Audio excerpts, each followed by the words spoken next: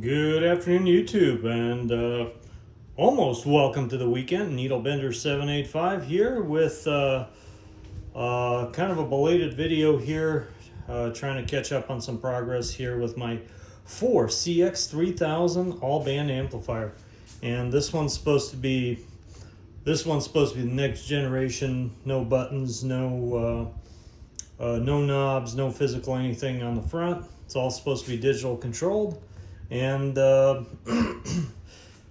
kind of been at work for the last 11 days straight, so didn't get any chance to work on that and kind of fell behind a little bit. But the research and development part did not disappoint. We're almost there with to start testing. I got the at least the initial kind of like a beta software up and running, so we can at least start running these stepper motors once I get them mounted.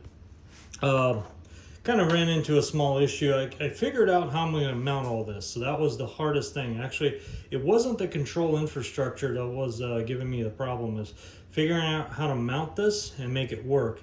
And besides having this 1mm too small of a hole here so it doesn't fit over top of this, which I'm just going to get a next size up, that's how it's going to work here. So we have these. This was actually the hardest thing, and I came across this. This is from all the guys that make their own CNC machines and robotics. This railing, I forget exactly how it's called, but it's on YouTube. There's a T version, there's a V version, and the V version is the more expensive one, and it has something to do with the way these holes, the way these slots are positioned. Basically, you can get these slider nuts in there that you can. They're like that. You can slide this in and out, and you can adjust tension. You can position your stepper motors anywhere you want. It also comes with a bunch of mounting hardware that you can attach to the ends and mount them any height, any position you want. You can connect them together. Whatever you want to do, you can do with these things. And they're really sturdy. They're made out of slotted aluminum. And you can build literally a shelf out of this, and people do, believe it or not. And then you can mount stuff. They're not cheap. They're like 20 bucks for, I don't know, 6 of these or something. Anyway, so I decided my stepper motors are going to be pretty much, if you see, that my capacitors are going to be mounted underneath. And I do still have some clearance over here. So I'm going to try to use both hands and kind of show this. So I still have about 1.5 inches of clearance, so that's not a problem. And also, when I mount my stepper motor, it's probably going to be somewhere about 1/4 inch to about 1/8 to about 1/2 inch off the ground. So it's going to be mounted like this. But the way it's going to sit, it's going to sit in this railing. So there's a specific mounting plate for this, and it fits perfectly. I also don't have any 3mm screws to secure this, so it's a totally new concept for me. Basically, I had to go with the CNC in the CNC section of eBay to get parts for this. And once I got into the right section, things started looking up. Now, so getting into these parts and getting kind of acclimated to what do I need and what kind of sizing, dimensions, what everything is called. It's kind of like you get into this whole CNC section, because this is what this is basically, and everything has its own little dimensions and specs, and stuff doesn't match up. But I kind of found these plates that mount these stepper motors, and this is going to sit like this, probably about 1/4 inch off the ground, and it's going to be sliding left and right to adjust the tension on this belt. And this belt right here is what's going to be driving this pulley. Well, once I get the proper size one, that's going to be sticking out about right here. And this pulley, obviously, can be adjusted a little bit up and down. This pulley adjusts up and down a little bit. And the idea is to have everything on the same level so we don't put extra tension on this belt. And the way we adjust the tension on this belt is by sliding these motors in and out, and by basically sliding them in and out. And probably going to mount them like this to be able to slide left and right, up and down, I mean. It is going to take up some space in here, so we're going to have to compensate for that.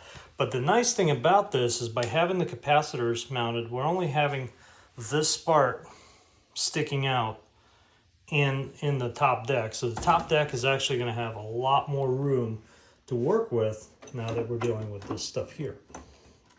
Now, I haven't exactly figured out how I'm going to mount this, but I think mounting them like this,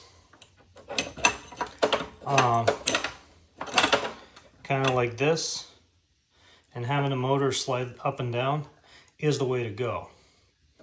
So that's going to be my #1 priority, is having these mounted once I get these screws in and the proper pulley, which this one, I think it's 1 millimeter too short, too narrow. And again, it's kind of a, when you get into this type of stuff, it's a learning process, because this is in inches, this is a 1/2 inch, and this, they all their stuff is in European millimeters. So having to convert and try different things out is kind of a learning process as well. So I'm going to get these capacitors and a big tuning inductor, but the tuning inductor is just going to have a shaft sticking through the middle here, and that's going to have a pulley of its own. So there's going to be 3 motors here, all sitting right here within, I don't know, 4 inches of each other, and they're all going to have its own adjustment.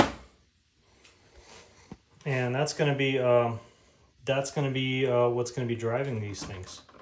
Hopefully, I think it's going to be fine. Hopefully there's enough force. These motors are pretty powerful, but you also have a reduction mechanism. This is 3-to-1, so this is a 60 tooth, and this is a 20 tooth. So you have a 3-to-1 gear reduction, basically, pulley reduction. So there's 3 times more force here, but it also spins 3 times slower. So hopefully that's enough power. Obviously, if it's not, we can go to a bigger one.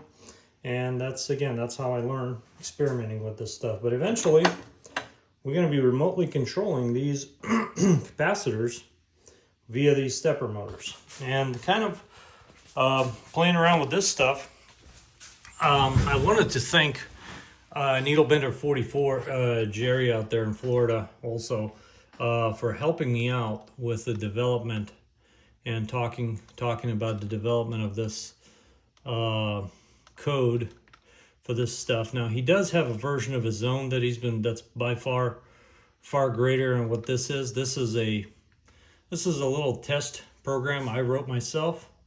There you go. Gotta restart it. Apologize for that. Here we go.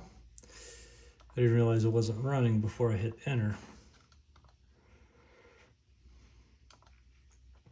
So let's start it from the beginning here.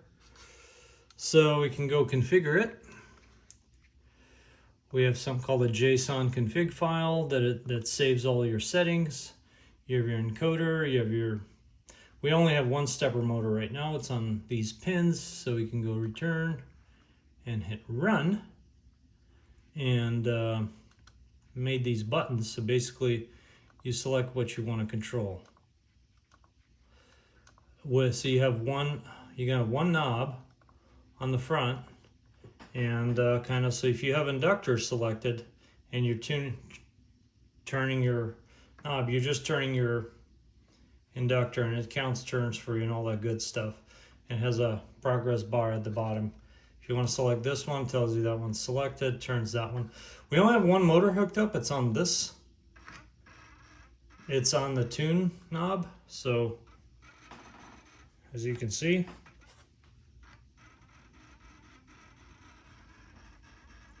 so we got it. Like I said, this is a test program I designed just for getting these motors going. So we can have 3 motors, 1 knob. You can select what we're doing and be able to test as we go.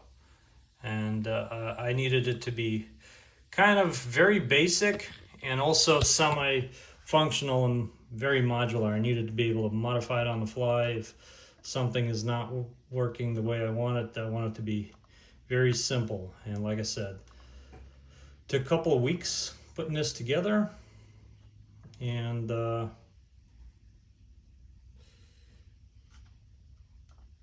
especially trying to get these buttons to look pretty and all that stuff. It was a good learning experience, and like I said, Needle Bender 44 helped me out with this code and stuff like that. His software is, I think it's fully functional already, but it's way beyond what this is, and I needed, like I said, for testing. What we're doing right here is just testing, and I needed it to be really simple and something I can understand and something I can change on the fly. And that's why I came up with this basic version of this that I can control these motors. Now, the reason why these other buttons right here, you see progress on the screen, we're turning obviously, but nothing's happening, is we only have one stepper motor hooked up, and this software allows to have any number of stepper motors hooked up. You can actually have none hooked up and just have the encoder to have the visual graphic representation. Now, if you hit, you can hit store and stop, and then it will actually exit out the program. Once you exit out the program, it just kind of, it saves all your settings, and you can then go back to run, and everything will be right there as you saved it.